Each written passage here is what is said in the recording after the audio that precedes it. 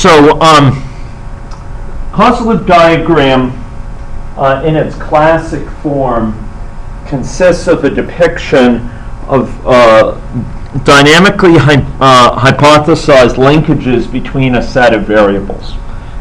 It is a model that's semi-quantitative in nature, or semi-qualitative as it were. It's not purely qualitative. It actually includes some polarities which can give you significant insight, but neither is it enough to fully simulate. You can't plug this into a model and simulate it because it's not precise enough. It doesn't have the preciseness of specification needed for the computer to unambiguously interpret it.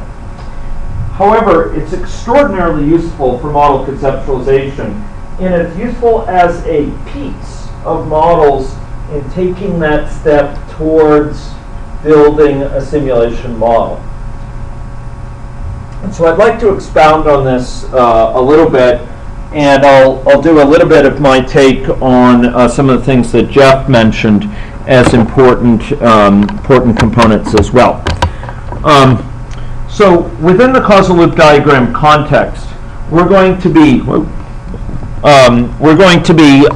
illustrating the relationship between a set of different variables, and this relationship is going to lend us insight concerning the behavior of the system as a whole. So one of these feedbacks, which we've just recently seen realized, is a link between hunger on the one hand and food ingested. Now these are what I call variables. You'll notice that and this is important, you'll notice that they are given names which have clear polarity associated with it. Okay? By that I mean you know what more of it means or less of it means. It has a clear sort of sense. Okay, more hunger, it has a sense of clarity with it that saying something like more location does not. So the key is to put in variables that have a polarity associated with them, or you can have more and less in a way that communicates. These are communicational tools. What's most important is being able to communicate with this. Same thing with food ingested. I can eat more, I can eat less. Now, you can argue that there are still plenty of ambiguities, and I certainly won't dispute that, but you at least want to avoid gratuitous ambiguities associated with the naming. So, for example, if you say population, it's ambiguous. What does it mean? More population? Maybe you mean population size, as opposed to population diversity or what have you. So we like to associate these with variables with names that have clear polarity, and having placed them on a diagram, we then have the ability to put in arrows that denote causal relationships. These are not merely definitional relationships. They're not merely associations. They are supposed to be causal relationships that are being posited.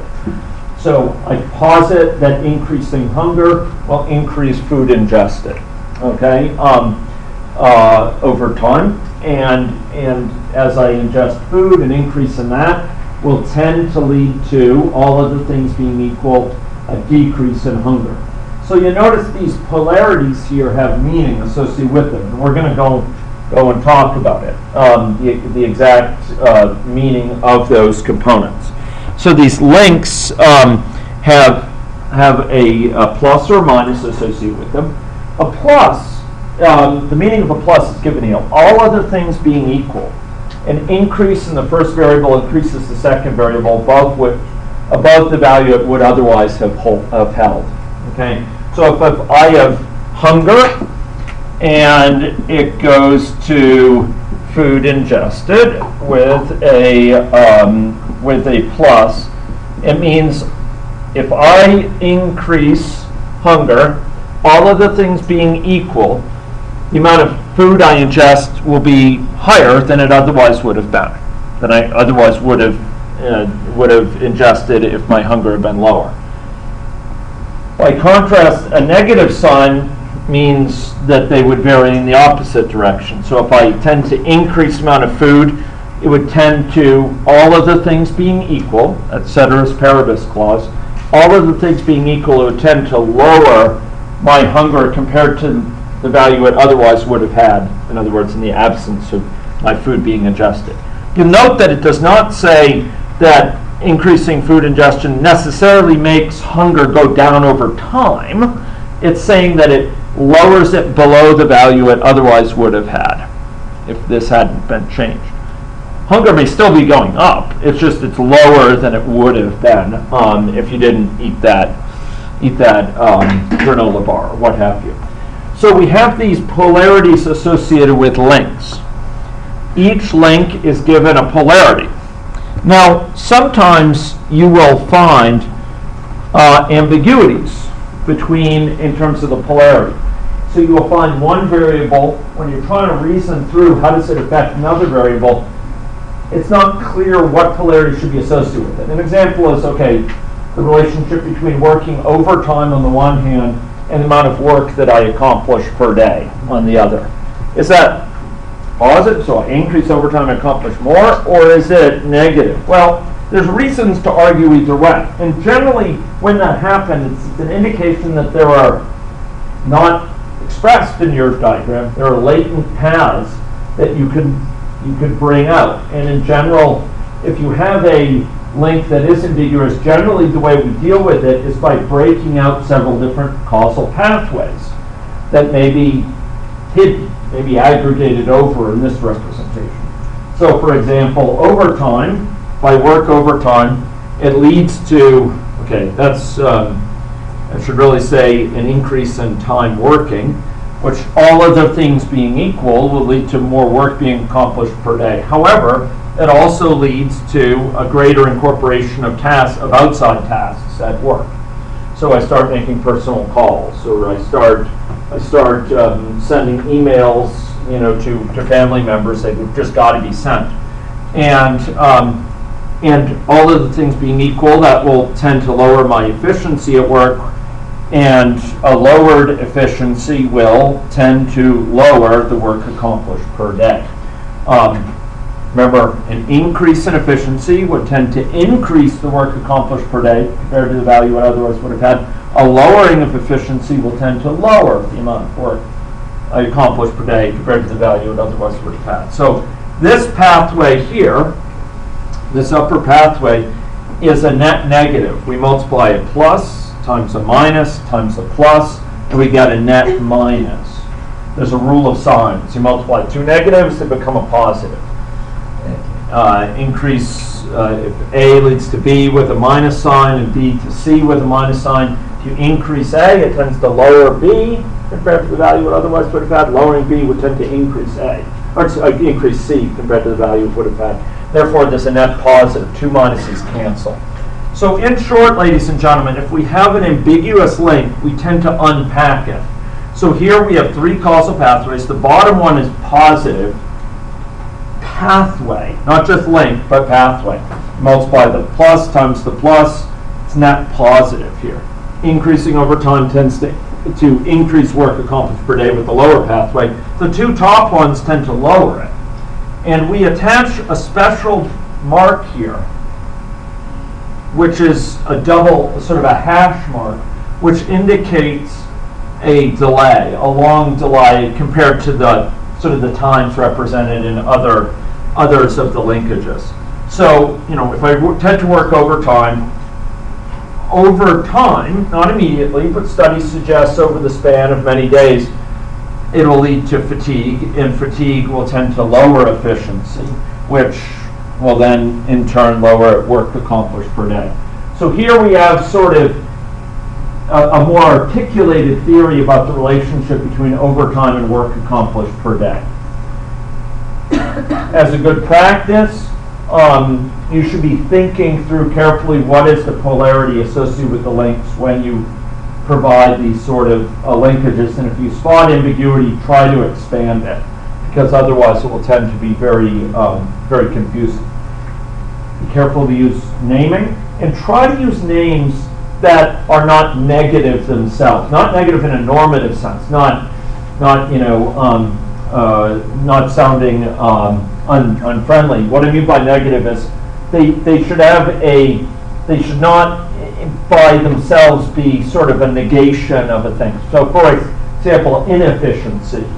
I wouldn't use that as a variable. I'd use efficiency, because we as humans, through psychological experiments, have shown that we're very poor at reasoning about double negatives. If you say, I'm going to have greater inefficiency, or I'm going to have less inefficiency, our minds have a harder time processing that than if you say I have greater efficiency or less efficiency. Just a factoid about people. And it's a good thing to try to, therefore, in the diagrams, phrase things without negatives being tied in directly with them. So, I wouldn't say lack of fatigue, for example, over time lowers lack of fatigue. I would be sure to try to phrase it in a positive way. Those are a few tips associated with these diagrams. Now, I've talked about how you can go from associating polarities with individual links to associating polarities with pathways by multiplying the signs successively. These causal pathways, which are posited, will sometimes then form a loop which connects back to an earlier variable. So it leads to a situation where a change in one piece of the system leads to a rippling through set of changes which either push back against or reinforce that original change.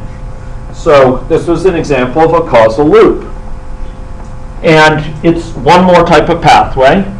What is the polarity associated with this pathway? Anyone? This is a pathway, A, B, A. What's the polarity associated with it? Is it positive or negative? It's a negative polarity. And what that will mean is, okay, an increase in hunger, all other things being equal, it will tend to ripple through to sort of push back against itself, lower the amount of hunger. Now, that particular example is designed to be a very simple and familiar one, and one particularly suitable after lunch. But it points to something that's very important that I want to highlight back to Jeff's comments there. Within these models that we're going to be building in these boot camps, we're going to be particularly making use of hybrid models that weave together multiple types of modeling. And there's going to be pretty big emphasis on that in the course of the week. You're going to be working with many hybrid models. Many of you may choose to build hybrid models. One of the motivations for this is that it turns out that these feedbacks can be very handy in illustrating regulatory processes. And it turns out that our bodies are full of regulatory processes. Hunger is one of them. Thirst is associated with others. We have regulatory processes associated with managing salt in our bodies, associated with sleep, associated with a wide variety of types of processes. Our body has this capacity to maintain homeostasis, and that's absolutely central. And it's one of the reasons, in fact, system dynamics focuses on representing feedbacks, because feedbacks profoundly change the behavior associated with a system. So I like to do an illustration with my students, which unfortunately is not possible here because I don't have the requisite foil. I'll be with you in just a second, Daryl.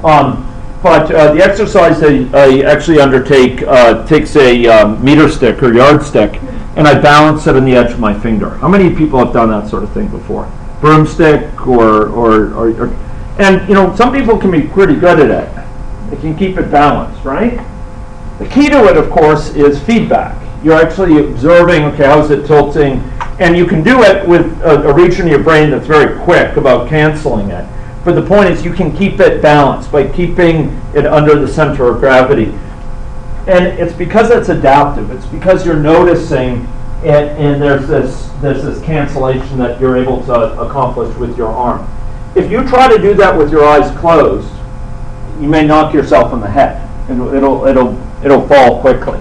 Regulatory pathways, these pathways that keep negative feedbacks that kind of cancel out or push back against an initial change, are front and central some of the factors that define dynamics of systems, and define dynamics even at an individual level in many cases.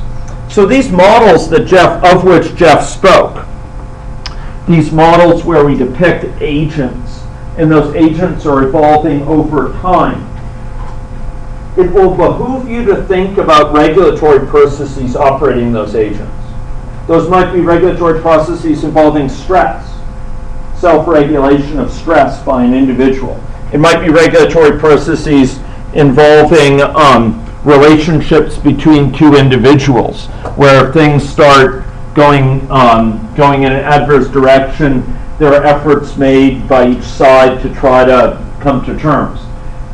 These are very key components of health and aspects of health, and also frequent needs within models. Feedback loops form sort of a key component of that, and in fact we can represent many of those regulatory processes very elegantly with system dynamics models, stock and flow models, even as part of agent-based models.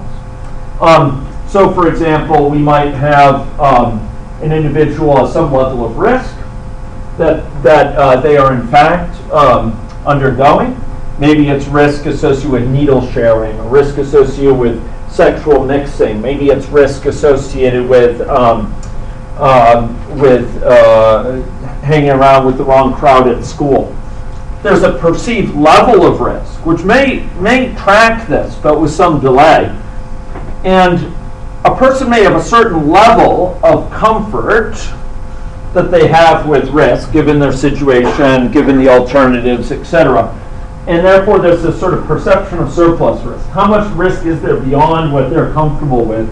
And if it's higher than what they're comfortable with, they may undertake measures to lessen the risk. Think of yourself during a flu pandemic, or think of yourself in the context of a possible foodborne illness outbreak, or what have you. You may perceive a certain risk around you. Some of your friends got sick from eating that potato salad you bought yesterday. Some of your friends have come down with a really bad case of what seems like the flu, and you may therefore perceive yourself at greater risk and take measures to lessen risk. You toss the potato salad, or you send it to Cheryl's lab for testing. You undertake, you reduce your contact with individuals who are ill.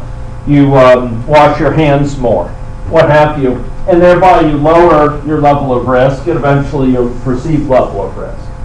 These sort of regulatory processes are central for many of our activities cognitively, as well as many sort of physiological mechanisms beneath the skin. And feedbacks are again quite central to this. This is an example of a negative feedback, a regulatory feedback, a balancing feedback.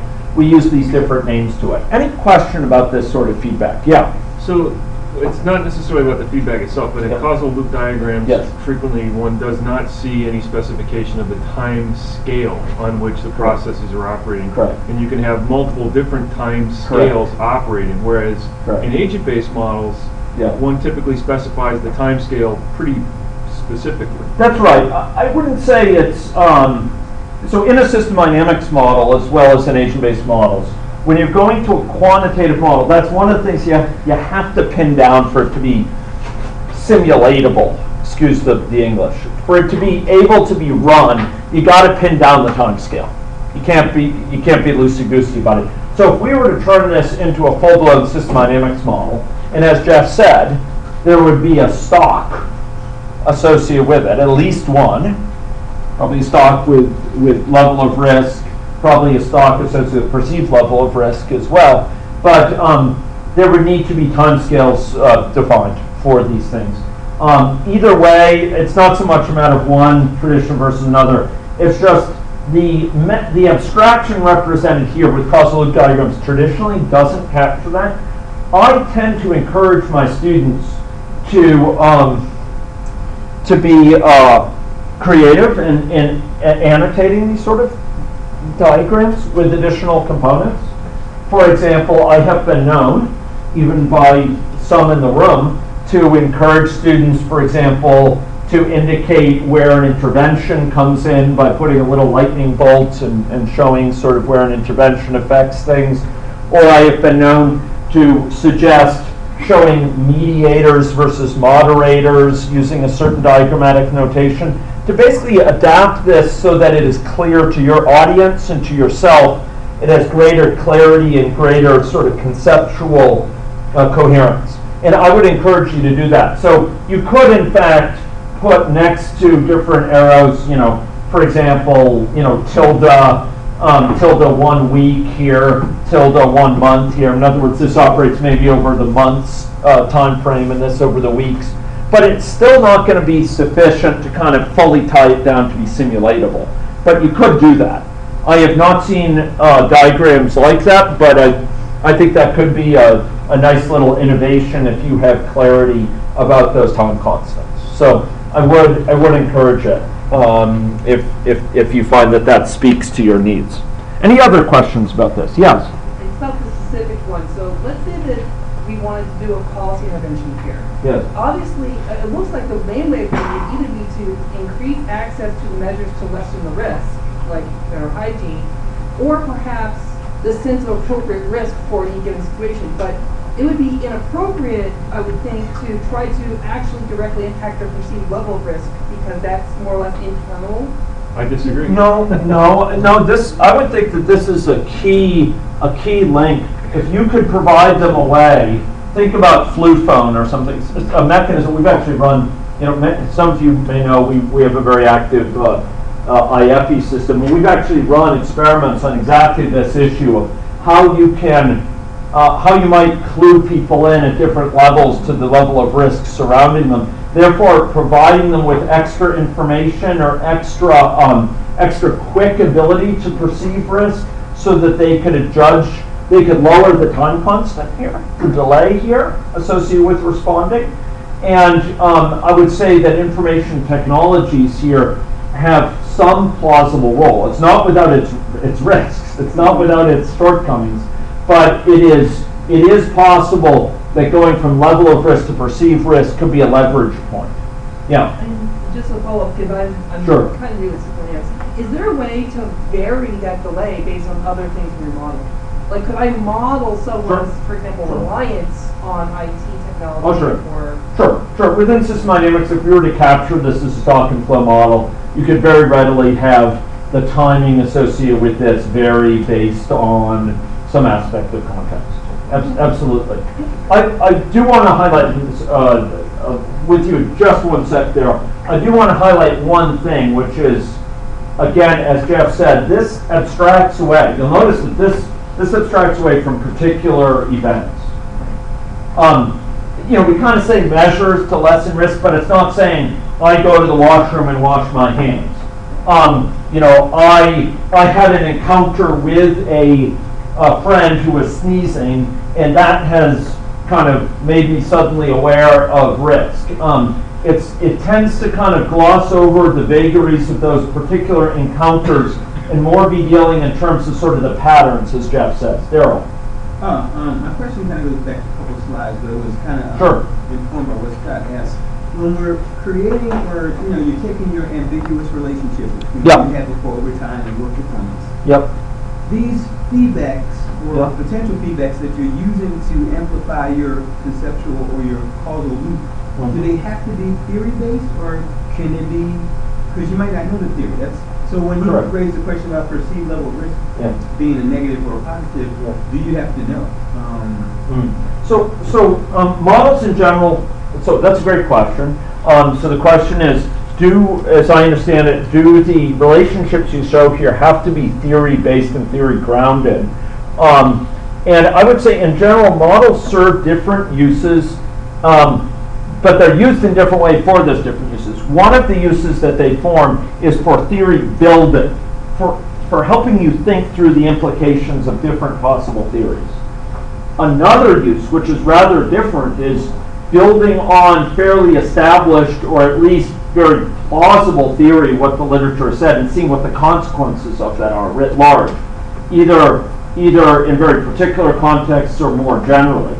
Those are fairly different uses of models, but they use the same type of model. That's the thing. If you read the literature and you go to different papers, you will find some of them being engaged in theory building exercises and some on theory consequence exercises at work. Like, what's the consequence of this theory for the distal consequences in terms of, quality adjusted life years lived and disability, 25 years in the future, if we posit these set of connections that are fairly well established. So there are causal loop diagrams that are very exploratory, and then there are some causal loop diagrams that are based on, summaries of the literature that are much more tied down.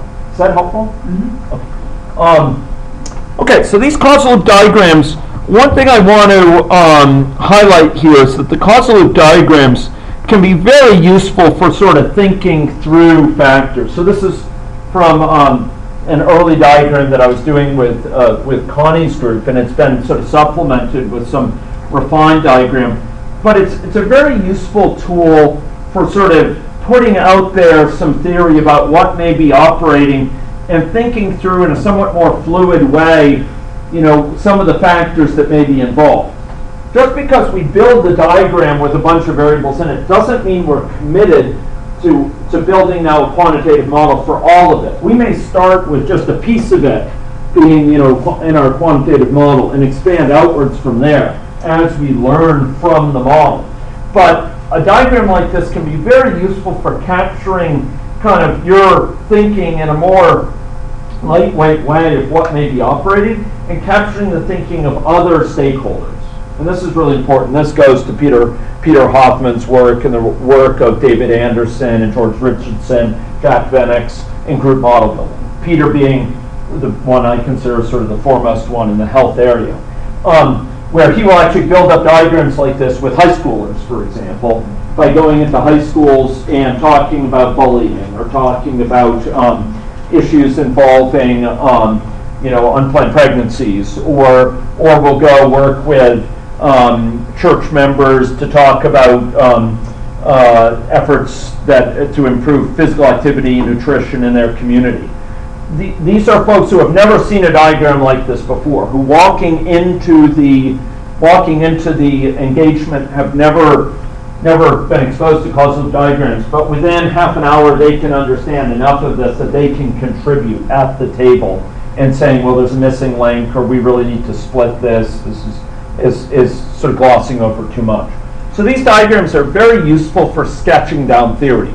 And 2 weeks ago in UCLA, 3 weeks ago in UCLA, I led a very enjoyable afternoon with Taba and Lin Hui and others using these sort of tools to kind of diagram out factors related to obesity within the context of LA County. They're very useful tools for sketching things down. They are not trivial to build well. And typically with my students, there's some feedback that I have to give to kind of refine the diagrams, but they're very powerful communicational vehicles. They're tools for sort of quickly getting something down on paper that people can discuss. And as Peter would emphasize, they're great boundary objects. I might talk about this later in the week if there's interest. The point is they serve to bring many people together who speak different languages, different background, but they can point to the diagram and have some confidence they're talking about similar things and refine it together in a way that would be hard if it were just trapped in one person's head and had to be communicated with all sorts of jargon.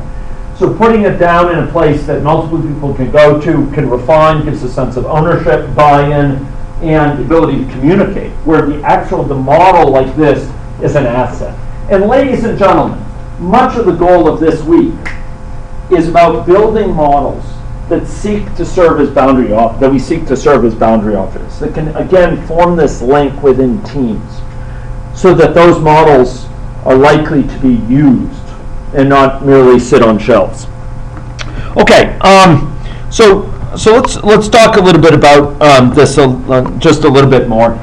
These types of feedbacks are quite distinct, and I want to highlight the fact, particularly given the fact that feedbacks come in two different varieties, what are sometimes called negative feedbacks and positive feedbacks.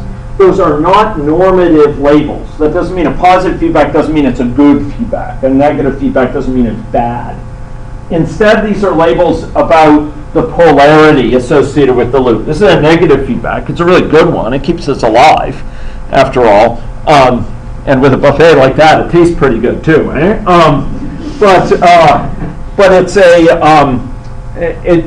it's very effective. It's a balancing feedback. So let's talk about these, because balancing feedbacks can be normatively positive or normatively negative, and in fact, reinforcing feedbacks, cases where a given change ripples around and amplifies the original change, can be good and it can be bad in terms of their desirability. So let's talk about this. A balancing feedback is associated with stability. It kind of brings us back into a stable state, okay?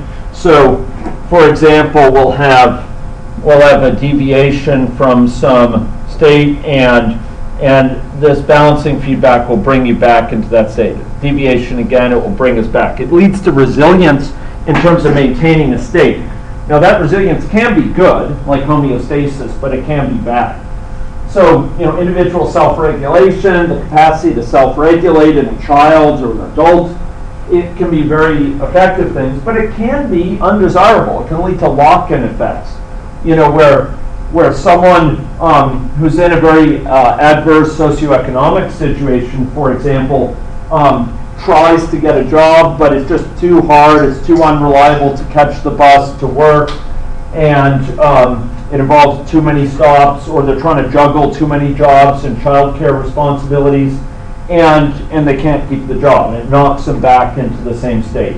Or someone's trying to quit smoking, right? And they feel that craving, and it brings them back into smoking. So just because it's a balancing loop, that it pulls them back in a stable direction, doesn't mean that's always a good thing. We know for childhood infectious diseases, there's some very adverse negative feedbacks applying. Our very success in eradicating these diseases over the span of several decades led to complacency, people thinking they're not a big risk, led to, in fact, a lot of emphasis on vaccine hesitancy, and a lot of people opting out of vaccines, which is leading to resurgence of pertussis, chickenpox, and increasingly measles as well. So, balancing feedbacks can lead to stability, but that can be positive or it can be negative in its implications. And simply a reinforcing feedback can be positive or negative. For example, if we want to have rapid intervention success, we want to have our intervention be wildly successful, if you can have it go viral, if you can use social marketing to get your message out there and catalyze change through peer messaging and through viral marketing online or what have you, you may be able to be very successful in spreading a health promotion message. That's a good thing, right? You're getting people's behavior change. It's leading to changing norms. More and more people are adopting into this lifestyle change, which is leading others to opt in. It's a reinforcing situation. More begets more. On the other hand, you can have vicious cycles that are very adverse, where you have a sort of a death spiral or spiral down, which have very adverse reinforcing feedbacks, where loss of access to a job means lack of ability to maintain a home, which means it's hard to get hired because you don't have a home address, which means you're even more likely to lose opportunities, and therefore your socioeconomic status worsens. So we can have reinforcing feedbacks, balancing feedbacks, good or bad, in any one. But all of those we can illustrate with causal loop diagrams in this very powerful way. So, word of mouth sales and customers, more customers begets more word of mouth sales, which begets more customers. A site popularity leads to greater likelihood of being listed on search engines, and therefore greater site popularity. That leads to sort of rapid increase in say the value of the stock, whereas a negative feedback leads to sort of balancing behavior associated with the stocks. Okay. One thing that's notable is when we have a negative feedback with a delay associated with it, we can actually get cycles, oscillations. It takes some time for the system to kind of re-equilibrate, and it overshoots, and then it swings back. So causal loop diagrams can be very useful to give some high-level insights into the behavior that can result from a system. When we see positive feedbacks, we think instability and rapid, ever more fast growth until they're limited, typically by negative feedback. See negative feedbacks, we think about balancing loops, and when we have a negative feedback with a delay, we think about oscillations. Typically, these loops are joined together, and they lead to composite behavior, often associated with shifting dominance of those loops. So, for example, more customers leads to more word-of-mouth sales, which leads to a decrease in potential customers, which limits the amount of word-of-mouth sales. A decrease here leads to a decrease in word-of-mouth sales compared to the value it otherwise would have had. And therefore, you tend to get shifting dominance over time. At first, the number of customers is growing by spreading the message and so on, but increasingly it's tapping into a smaller and smaller customer base of people who aren't yet customers who would consider buying the product, and therefore it plateaus out. So it is with many situations where we have a positive and a negative loop together. You can get this sort of plateauing behavior. Early on, the positive loop is dominant. Later on, it's this negative loop that's dominant.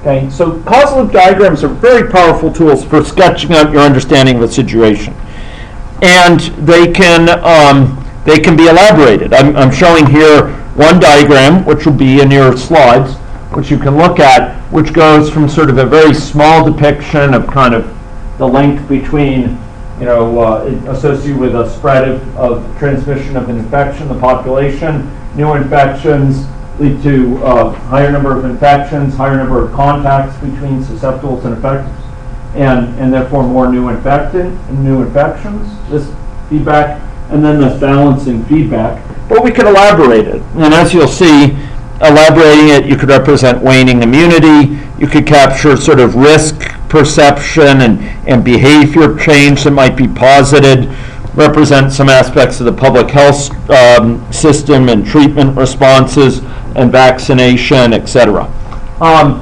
So these sort of diagrams, very useful for sort of capturing theory, often at a form where you're just thinking through the linkages in a form that's fairly transparent to stakeholders, a form that can be understood by wide varieties of individuals. Very powerful technique. Now, where do these fit into what Jeff was talking about? Well, he was noting that many of you have been exposed to these before, for good reason, because they are very powerful tools at the model conceptualization phase. But let's consider this diagram that Jeff was drawing. This diagram where we have an individual. This is sort of our possible agent, for example. And this individual might have within them state charts.